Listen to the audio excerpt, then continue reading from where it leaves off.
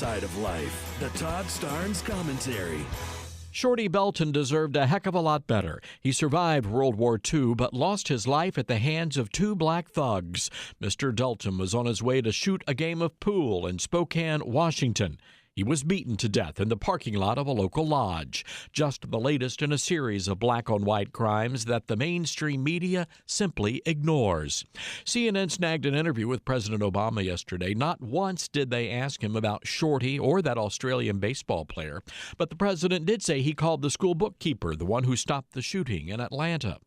Why didn't he call Shorty's family? Why didn't he call the baseball player's family? Or the mom whose baby was shot between the eyes? Many folks are debating the answer to those questions. But you know something, folks? It seems to me the answer to that question is pretty clear. It's black and white. I'm Todd Starnes. Welcome back. Todd Starnes, thank you. Always appreciate your perspective and providing greater context to the delivery of news stories and the amount of news stories and resources that are dedicated to certain stories. Crane Durham's Nothing But Truth, proudly on AFR Talk. We go now to our good friend, U.S. Bureau Chief, LifeSite News, and guest host of Crane Durham's Nothing But Truth, Ben Johnson. Ben, happy Friday to you, buddy. And to you as well. Hope you have a great weekend coming up. Absolutely. Hey, tell me this real quick. Let's recap the story that you broke regarding navigators, Planned Parenthood, and our information. Give us the thumbnail sketch of the story and the response you're receiving. For sure. Navigators are part of the Obamacare bill. It's going to make healthcare so unwieldy in this country that Obama has acknowledged people are going to need help just to navigate all of the regulations that are going to be laid in place. So the idea is you will call in to a center, and someone who's a navigator making about $20 an hour will have access to the federal data hub and help you find the best plan based on your information. But to have that, they have to have access to your information.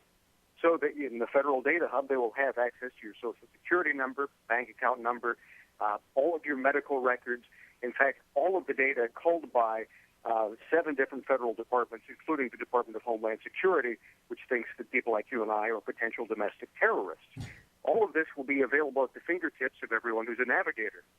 Well, they announced just recently that 3 Planned Parenthood affiliates in Iowa, Montana, and New Hampshire will be receiving $655,000 to hire navigators. So in other words, employees of Planned Parenthood will have a federal data hub with all of that information that I mentioned, Social Security, bank account numbers, medical records, all of that at their fingertips, and there's no background check for prior criminal convictions or prior criminal history, no fingerprinting, and according to the most recent regulations at any rate, they have not defined what constitutes a breach of privacy. They haven't said who's responsible if or when there is a breach of privacy. And even having a prior criminal conviction for identity theft might not keep you from being employed as a navigator.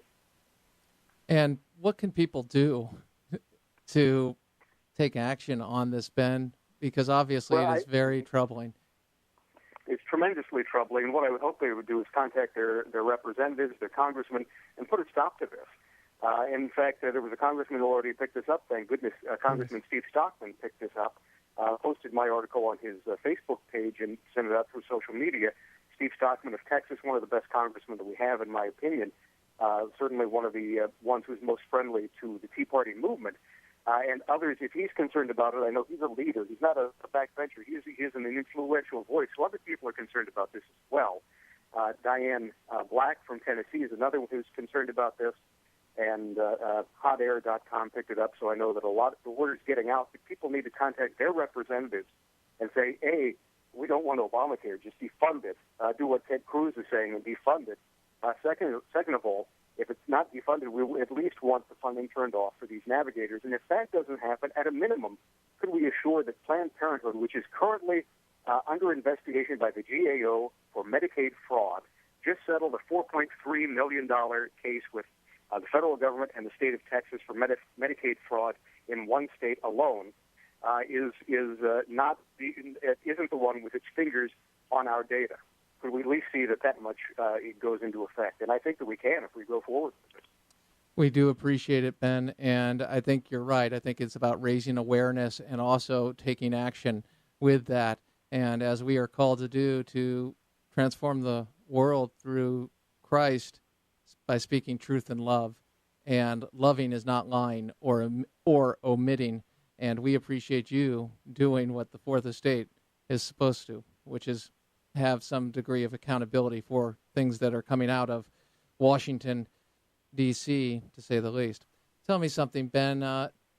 There was an event to mark the 50th anniversary of Martin Luther King's I Have a Dream speech. And at this anniversary, Terry O'Neill, the National Organization for Women, gave a speech, and I'm going to just play an excerpt and get your thoughts. Roll it.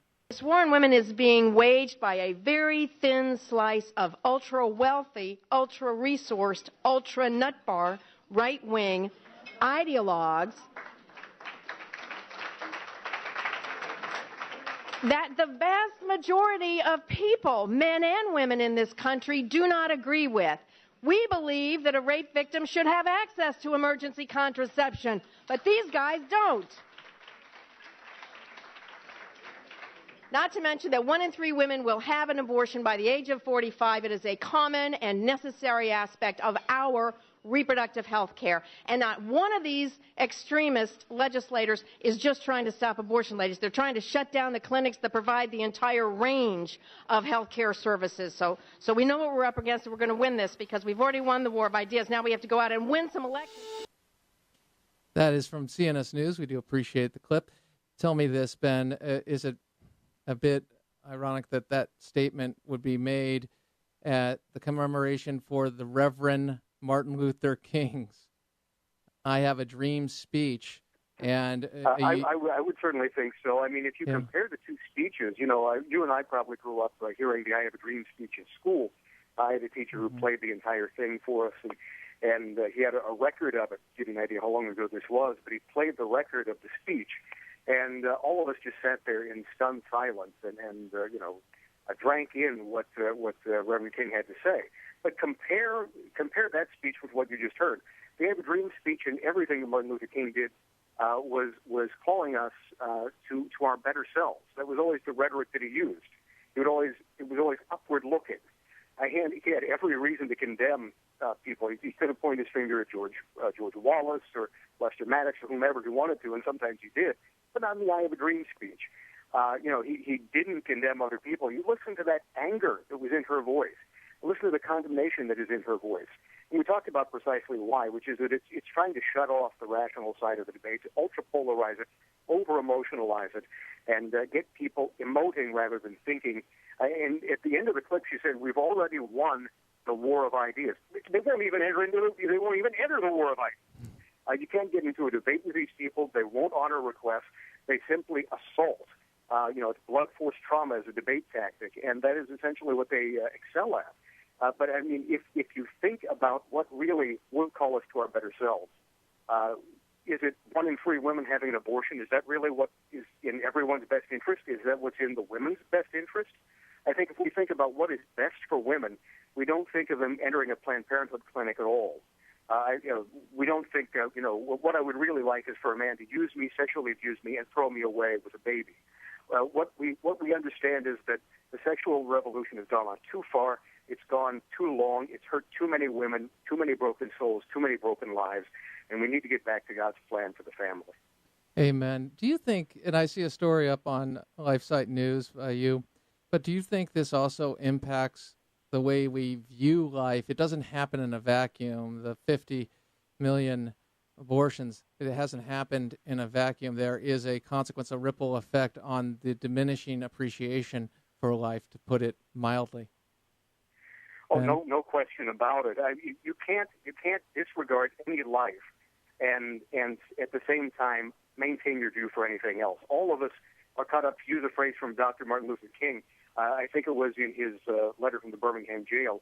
He used to love to reference a Jewish philosopher named Martin Buber, and he said he would always speak of the I-thou relationship, that we're all caught up in an unending web of mutuality.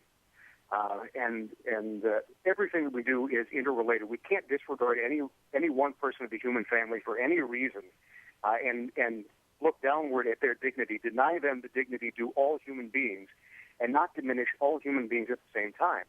So if we have any contempt for the dignity of the unborn child, that will instantly transfer. You see it already transferring where abortion has been at its zenith in other countries around the world. You see it transferring to those at the end of life. You see it in Canada right now in a debate going on over euthanasia, which we're covering. But you see it in the Netherlands with euthanasia and eugenics as well, about people with Down syndrome just being targeted for abortions. So there's no question. When you understand that you could have been aborted for any reason or no reason whatsoever, then it makes it much easier to say, I'm bored, let's go kill some. It diminishes our respect for the human person. Yes, it does. And as we're all talking about this, and we started off the week with a comment made by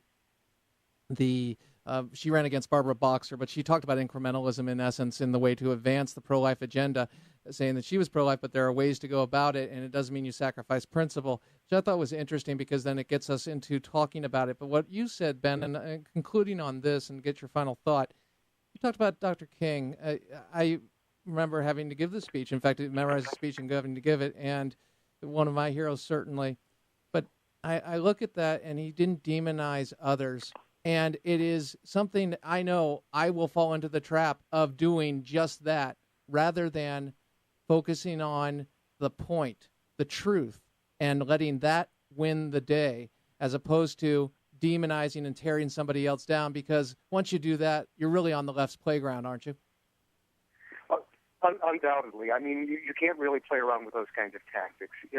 Dr. King, if I remember that speech, and you would know it better than I would if you memorized it, it seemed to me he did make some reference to people who had the words of interposition and nullification dripping from their lips.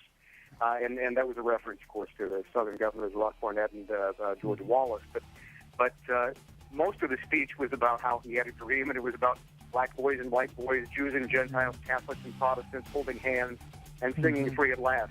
That's our dream, that every child will be loved and wanted and welcome. That's our dream, and Amen. They can't share that. Ben, I wish I would have remembered it as much. That's another thing. I just got to eat more protein or something because it's just that good and an important reference to it. Hey, Ben, we appreciate you. Great work this week. Congratulations. I know MSNBC is calling you to get you on to give the audience the other side of the story. I'm hoping and praying that happens at some point. Take care, my friend. AFR Talk.